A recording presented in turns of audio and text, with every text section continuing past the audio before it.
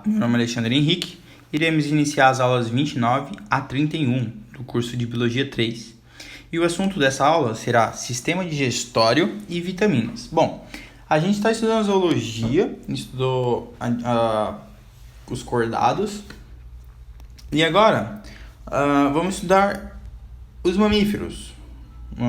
Os mamíferos com o seu processo de digestão, seu processo de catabolização de alimentos, para que esses alimentos fiquem com seus monômeros e esses monômeros sirvam para o metabolismo biológico. Portanto, a gente pega a matéria orgânica e a gente se alimenta da matéria orgânica para quebrar essa matéria orgânica, principalmente com nossas enzimas, e essa matéria orgânica, que era um polímero, se formar em monômeros. E a partir desses monômeros, a gente ter a capacidade de nos nutrir deles. A capacidade de pegar esses monômeros, que são moléculas menores, e elas poderem entrar na sua célula para produzir energia pela respiração celular, para produzir proteína na síntese proteica, para produzir proteína para as enzimas, o seu sistema de defesa, as suas células musculares, e também para ocorrer a duplicação do material genético no processo de mitose. Então, você precisa de energias e alimentos que tenham todos esses compostos, esses monômeros, para que você tenha seu metabolismo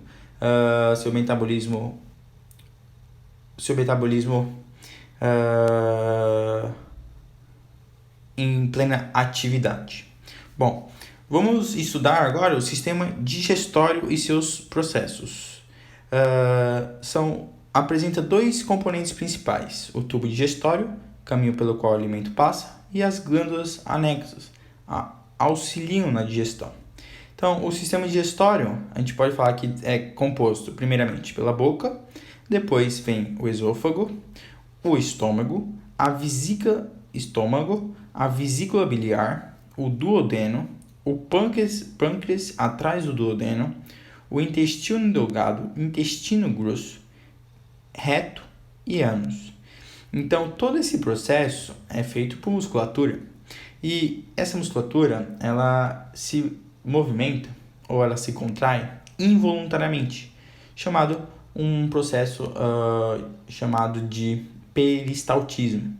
Então, a partir do esôfago, você não tem mais controle sobre o alimento. Tudo que entra a partir do esôfago já era. É o peristaltismo que movimenta esse bolo alimentar. Então, ele passa pela boca, vem para a faringe, esôfago, estômago, intestino delgado, grosso, reto e ânus. E nesses órgãos, nesses tecidos, tem glândulas salivares. Então, na boca tem a glândula salivar, no estômago tem uma glândula que produz também ácido, tem também uma glândula no fígado que produz várias enzimas, e tem também uma glândula no pâncreas que produz também enzimas. Então, vamos para o processo. Primeiro processo, o processo digestivo pode ser mecânico, e os processos químicos. O processo mecânico é aquele que você quebra o estado, né? O estado da matéria. Por exemplo, tá um quadrado, você come aquilo, aumenta a superfície de contato. Você não está quebrando as ligações químicas, você só está quebrando o estado. Era sólido, você deixou moído na sua boca. Então, isso é um processo mecânico, não altera a composição química do alimento. Exemplo, mastigação e ação da bile sobre as gorduras. Lembra que a gordura ela não é metabolizada, ela só é quebrada em várias moléculas menores de gordura, ok? E processos químicos, altera a composição química dos alimentos e envolve a participação de enzimas digestivas que realizam hidrólise enzimática do alimento. Então, é quando você pega uma matéria orgânica e forma os monômeros, você quebra o polímero. Por quê? Porque você está usando uma enzima, e essa enzima é hidrolítica. Você está colocando água naquela matéria orgânica, aquela molécula orgânica acaba se quebrando. Por exemplo, pega a sacarose, mais água e mais enzima, a sacarase. Perceba que ase é uma terminação de enzimas, ligase, gase, tripsinase, sacarase, então glicase. Então, quando termina com ase, é uma enzima. Então, pega a sacarose mais água e a sacarase, você quebra em glicose mais frutose, que são monômeros dos glicídios, dos carboidratos. Então, o primeiro processo digestivo é o processo mecânico que ocorre na boca. Nela, o alimento sofre ação da saliva, que já é produzida nas glândulas salivares, contém enzima amilase, quebra amido. Então, a primeira enzima que tem na boca, na boca ocorre o processo de digestão química e mecânica. Ocorre química com as glândulas salivares, as glândulas que produzem amilase quebra amido, por isso que você pega um biscoito e bota na boca, ele se derrete. Por quê? Porque ali tem água e ali tem amilase. Então ocorre uma reação enzimática hidrolítica, em que ocorre uma hidrólise com uma enzima e quebra e ocorre uma reação, você produz monômeros a partir de um polímero, que era um amido, por exemplo, um macarrão, ele se transforma em carboidrato, em monômeros. E nos dentes, realizam a trituração do alimento, aumenta a superfície de contato do alimento para que essa reação ocorra com uma maior velocidade, portanto, com um menor tempo. As cáries dentadas relacionam-se com a atividade de bactérias ceprotos mutantes, cuja proliferação é favorecida pelo acúmulo de alimento. Então, quando você não escova os dentes, o alimento fica já digerido no seu dente. E ocorre que tem bactérias que são loucas por glicose, e elas acabam se colonizando o seu dente e produzindo um ácido, e esse ácido acaba furando o seu dente. Isso pode levar a várias consequências, inclusive a perda do dente. Ok? Então aqui está o dente. O dente é feito pelo esmalte, dentina, polpa e a gengiva. Tem a coroa, o colo e a raiz do dente. E tem os nervos e os vasos sanguíneos do dente. Por isso que você sente dor, porque tem nervos. Vamos agora para o processo de peristaltismo, quando entra na faringe, recebe o alimento após a deglutinação e é comum ao sistema digestório e respiratório. Na faringe tem a epiglote, em que quando você engole, a epiglote fecha e não deixa que o alimento entre na sua traqueia. Então, a faringe participa tanto do processo digestivo, para entrar no esôfago, como do processo respiratório, para entrar na traqueia e assim ir para os alvéolos pulmonares. Então, quando você engole, fecha a epiglote e o alimento vai para o esôfago. O esôfago é um tubo com parede dotada de músculos involuntários, os músculos lisos. Tecido muscular liso. É involuntário, começa o processo de peristaltismo. Passa através do diafragma e envia o alimento ao estômago. Então, depois do esôfago vem o estômago. O estômago é extremamente ácido. Por quê? Porque é na acidifiquez do estômago em que uma enzima tem o seu maior potencial de atividade, que é a tripsina. Então é no estômago em que ocorre a quebra de proteínas. É o primeiro local que ocorre a quebra de proteínas. Lá tem um muco que recobre e protege a parede do estômago, e tem a produção do suco gástrico, que converte-se no... Então, o suco gástrico é um suco que deixa esse ambiente com pH muito baixo, portanto deixa esse ambiente muito ácido, para que a enzima... Se lembra que nos estudos de proteínas a gente falou que as enzimas são uma proteína e elas têm uma temperatura ideal e elas têm uma temperatura ideal e um pH ideal. E as enzimas que quebram a proteína no estômago têm um pH ideal em 2. Portanto, ela é muito ácida para conseguir sua melhor atividade. Quando o alimento chega no estômago, ele se torna, o alimento é um quimo, já não é mais alimento, é quimo. E esse quimo vai passar pelo processo de digestão. O desenvolvimento de úlceras está associado à atividade de bactérias. O tratamento das úlceras envolve o emprego de antibióticos. Então, quando você tem úlceras, você tem uma bactéria no estômago e essa bactéria começa a abrir fissuras. E essas fissuras podem derramar um líquido bastante ácido em toda a sua região abdominal. Isso pode causar dores. Inclusive, esse ácido pode subir por seu esôfago. e quando sobe você sente uma queimação, muitas vezes azia. Por isso que não pode comer não pode comer deitado, porque o suco gástrico pode subir para o seu esôfago e dar uma sensação de queimação, que é justamente a azia.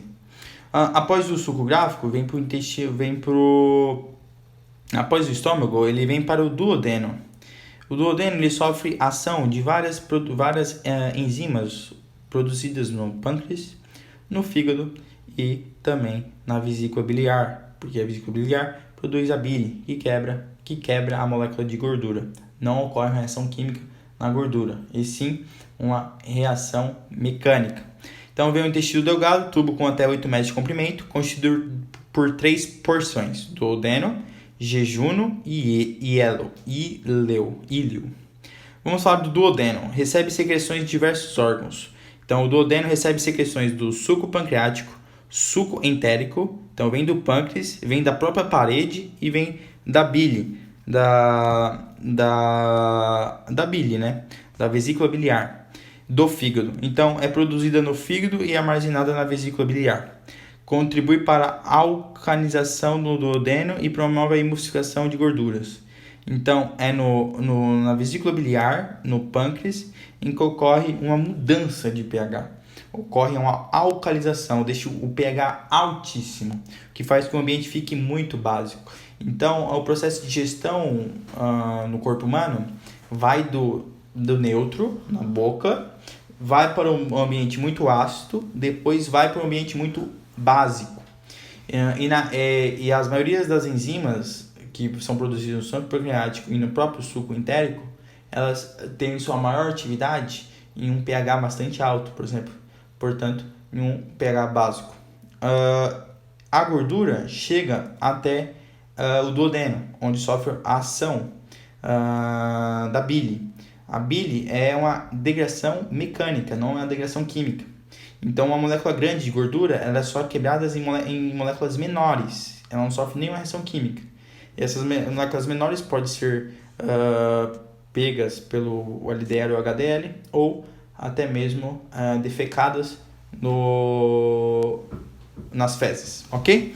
Vamos falar agora do intestino grosso. Tem cerca de 1,5 metros de comprimento, constituído pelo seco e o cólon ascendente, colo transversal e colo descendente e colo sigmoide. Depois vem o reto, canal situado posteriormente no intestino grosso, e depois vem o ânus. O intestino grosso tem o maior processo de absorção e as células do intestino grosso elas têm uma microvisualidade, o que aumenta a superfície de contato, portanto, aumenta a retenção de nutrientes e principalmente água. Se você tem prisão de ventre, o quimo, fica muito tempo no intestino grosso e vai ocorrendo cada vez mais a absorção de água, o que deixa essas fezes bastante duras e de uma dificuldade para excretá-las. Vamos agora falar de cada estrutura. As glândulas salivares têm a enzima amilase ou pitilanina. Tem como substrato o amido e produtos obtidos são várias moléculas de maltose, porque quebra a glicose. A glicose tem maltose e tem o amido é maltose e glicose. No estômago, o pH não, o pH já cai muito, em torno de 2, pH 2. Quebra principalmente, tem a enzima pepsina que quebra as proteínas, então os produtos obtidos são os peptídeos. No fígado, ocorre a cavidade do duodeno e tem um pH em torno de 8,5, já um pH bastante alcalino. Lá não tem enzimas, possui bicarbonato de sódio e sais minerais. Então é no fígado, produz carbonato de sódio justamente para quê? Para aumentar o pH. E emulsifica as gorduras, torna uma gordura que era grande em menor e emulsifica ela. Consegue formar as minicélulas e, portanto, quebrar a gordura em uma digestão mecânica. Já no pâncreas, o pâncreas tem muita enzima. Quimiotripsina, quebra proteínas, tripsina, quebra proteínas, amilase pancreática, quebra amido, lipase pancreática, quebra gordura, peptidases, quebra peptídeos, nucleases, DNA e RNA, forma nucleotídeos para sua absorção. Na parede do duodeno, cavidade do duodeno, também é pH alto, então tem nucleotidases, quebra nucleotídeos, sacarase, quebra sacarose, maltose, quebra a maltose, e lactase, quebra a lactose. Então, quebra os açúcares do leite, do amido e da fruta, com a sacarose, que é frutose mais glicose. Maltose é 2 moléculas de glicose e a lactose é uma galactose e uma glicose. Quem tem resistência a leite é porque não tem a lactase, portanto não quebra a lactose. E essa lactose fica no seu corpo e acaba apodrecendo, por isso você tem bastante diarreia, vômito, quando você é intolerante à lactose, ok? Vamos para o processo de absorção, ocorre no intestino delgado e tem as microvilidades para aumentar a superfície de contato, como eu já falei. O processo de eliminação de resíduos ocorre no reto e depois no ânus. Então, o alimento digerido não é totalmente aproveitado, forma-se resíduos que são eliminados na forma de fezes. A celulose não é digerida pelos humanos, mas aumenta a motilidade intestinal, retém água e facilita a eliminação de fezes, portanto, comer vegetal é muito importante. O intestino grosso tem glândulas secretoras de muco, que contribuem para a eliminação de fezes, e bactérias, componentes da flora intestinal. As bactérias são fundamentais para esse processo de digestão. Por isso você tem que ter a sua flora bastante em dia. O ânus possui 2 anéis musculares, infíctores, que controlam a saída de fezes. Tem infíctores também no estômago. No estômago tem um infíctor para tanto sair o alimento, o quimo, para o duodeno, como para voltar para o esôfago. Tem os esfíncteres. Onde tem mais esfíncter na bexiga, né? Na bexiga também tem esfíncter para você produzir a saída ou a entrada de urina. Bom, aqui está o controle das secreções controle das secreções do sistema digestório. Controle nervoso: o sistema nervoso autônomo estimula a produção de saliva e de suco gástrico. Controle hormonal: hormônios contribuem para a realização de eficientes processos digestivos no estômago e no duodeno. Então, a gastrina, parede estomacal, chegada no alimento estômago, estimula a produção de suco gástrico. Secretina, parede duodenal, chegada a alimento acidificado no interior do duodeno. Estimula o pâncreas a produzir bicarbonato de sódio, então aumenta o pH, é a secretina. A colecistocina, parede do duodeno, presença de gordura no interior do duodeno, estimula o pâncreas a secretar enzimas do suco pancreático. Enterogastrona, parede duodenal, presença de gordura no interior do duodeno, inibe a produção de gastrina pelo estômago, inibe o envio de alimento pelo estômago ao duodeno. Então, é o contrário da gastrina, né? Que estimula a produção de suco gástrico e envia o quimo para o duodeno. Vamos falar de vitaminas. As vitaminas são divididas em... tem como fundamento substâncias que o organismo não é capaz de sintetizar, devem ser obtidas na dieta, constitui um grupo quimicamente muito diversificado, tem vários papéis no metabolismo. Existem 2 tipos, as vitaminas lipossolúveis e as vitaminas hidrossolúveis. As lipossolúveis, você sempre se lembra de queda, lê isso aqui de baixo para cima, queda. Queda é a vitamina K, que com a ausência da hemorragias, então você não consegue o processo de coagulação. A E tem total relação com anemia e de perda de fertilidade. A vitamina D tem a ver com a ausência, com o raquitismo, e você consegue ela com absorção com sal e também com a luz, né? A luz do sol. Você tem que estar com radiações ultravioletas em dias para que ela seja ativada. E a vitamina A tem a ver com cegueira noturna, né? Você tem que comer muito folhas verdes e vegetais amarelos, como mamão e cenoura. Tem a ver com a cegueira noturna, você não consegue enxergar de noite. É justamente com a vitamina A. E tem as vitaminas lipossolúveis. As vitaminas hidrossolúveis. Elas dissociam em água. Seu sucesso é alimentado com certa facilidade por meio da urina. Então, quando você toma muita vitamina hidrossolúvel, acaba que o excesso você está gastando dinheiro, porque vai sair tudo na água. Por exemplo, você toma vitamina C todos os dias, você está gastando dinheiro, porque essa vitamina C está em excesso, está saindo na sua água. Então você tem que tomar vitamina C 1 vez por dia, 2 vezes por semana, ok? Tem as vitaminas do complexo B baixo e B alto. O B alto está ligado justamente no processo de produção na respiração celular. E o B baixo está muito ligado para o processo de de crescimento, de distúrbios no nervoso central, deterioração de epitélios e mucosa da boca. Então, e fraqueza muscular. E o B alto tá com o processo de respiração celular, ok? E a vitamina C, né? Vitamina C que tem como falta aquele processo de escorbuto, em que muitos portugueses vieram para o Brasil e ficaram com falta de vitamina C. Chegaram com as bocas rachadas e com aquele bastante doentes. Vamos para as questões. FMT 2012. O deslocamento de substância ao longo do tubo digestório é consequência permanente do... contração muscular, letra D. PUC 2012. PUC Campinas 2012. As enzimas são catalisadores de reações biológicas que possuem condições específicas de atuação. A figura abaixo mostra dois exemplos de curvas de atividades enzimáticas em diferentes condições de pH. pH ácido e pH básico. Considere as enzimas do tubo digestório humano. As curvas 1 e 2 são boas representantes, respectivamente, das enzimas que atuam sobre proteínas e proteína e amido. Letra B. 3. Um pesquisador percebe que o rótulo de um dos seus vídeos em que guarda um concentrado de enzima digestiva está ilegível. Ele não sabe qual enzima o vidro contém, mas desconfia de que seja uma profase gástrica. Protease gástrica, que age no estômago digerindo proteínas.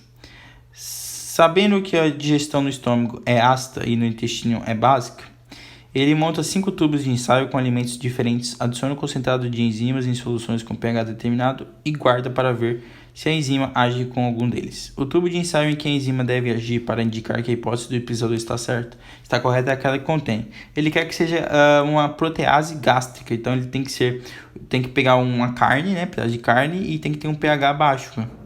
Então, letra B para a terceira questão. Letra D, né, porção de macarrão. Bom, ele quer protease. Protease quebra proteína gástrica, que age no estômago de digerindo proteínas. Então tem que ser letra B, né? Tem que ser a pedaço de carne e uma solução de pH 5. Letra B. 4. FUVEST 2015. A figura abaixo mostra órgãos do sistema digestório humano. Identifique com a letra correspondente e nomeie-o.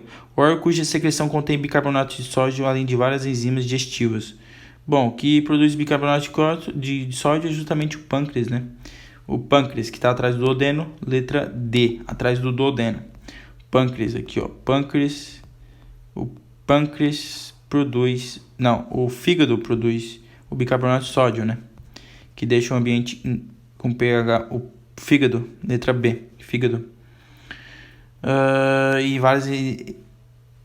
bicarbonato de sódio, além de várias enzimas digestivas. Então, o fígado produz bicarbonato de sódio, mas não produz enzimas, né? Quem produz enzimas é o pâncreas. Então, o órgão cuja secreção contém carbonato de sódio, além de várias enzimas digestivas. O órgão cuja secreção contém. Então, é o duodeno que ele está falando, né?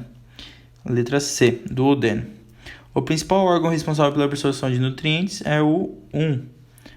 O 2 e o 1, intestino delgado e grosso, né? O órgão em que o intestino grosso, que tem o maior poder de absorção de nutrientes. O órgão em que se inicia a digestão de proteínas é no estômago, H. O órgão que produz substâncias que auxiliam a digestão de gorduras, mas que não produz enzimas, é o fígado. É o pâncreas, a bile. A bile, né? A bile que produz. A vesícula biliar que produz a bilirrubina para quebrar as gorduras. Letra D é a bile que está o órgão que produz substância. Ele não fala qual é a letra, ele só pergunta o órgão. Enem 2013. As serpentes que habitam regiões de seca podem ficar em jejum por um longo período de tempo devido à escassez de alimento. Assim, a sobrevivência desses predadores está relacionada ao aproveitamento máximo dos nutrientes obtidos com a presa capturada. De acordo com essa situação, essas serpentes apresentam alterações morfológicas e fisiológicas, como o aumento da viscosidade intestinais e a intensificação da irrigação sanguínea na porção interna dessas estruturas. Aumenta a superfície de contato com o intestino e passa mais sangue ali para ter mais nutrientes sugados. A função do aumento das viscosidades intestinais para essas serpentes é maximizar exatamente maximizar a área de contato com o conteúdo intestinal para absorção dos nutrientes. Letra B, de bola. 7. FEI 2011. Assine a alternativa que indica as vitaminas cuja deficiência causam respectivamente anemia, raquitismo, cegueira noturna e escorbuto. Bom, escorbuto é C, né? Vitamina C. Então pode ser a letra A e D. A cegueira noturna é A. Então pode ser a letra A e D. Raquitismo é a letra D, com ausência do sol. Portanto, letra A para esta questão. 7A. Vamos para 8. FUNESP 2012. As vitaminas são nutrientes importantes para a regulação do organismo. Considerando que a deficiência de determinadas vitaminas pode causar doenças no ser humano, é correto afirmar que a carência de... Bom, a carência de vitamina K pode promover quadros hemorrágicos, já que ela participa da coagulação do sangue. Portanto, letra correta, letra C de casa. 9. Na saga cinematográfica Crepúsculo, o vampiro Edward encontra-se com a humana Bella à luz do dia, o qual seria fatal para vampiros de outros filmes. Edward é uma personagem de fixação, mas na vida real, se uma pessoa não se expuser periodicamente à luz do sol, ela vai ficar com raquitismo, né? Teria maior chance de desenvolver raquitismo e dificuldade e dificilmente teria câncer de pele porque ela não está se expondo ao sol. Portanto, 9, letra D de dado, ok? Deixa o like, compartilhe e até a próxima aula. Tchau!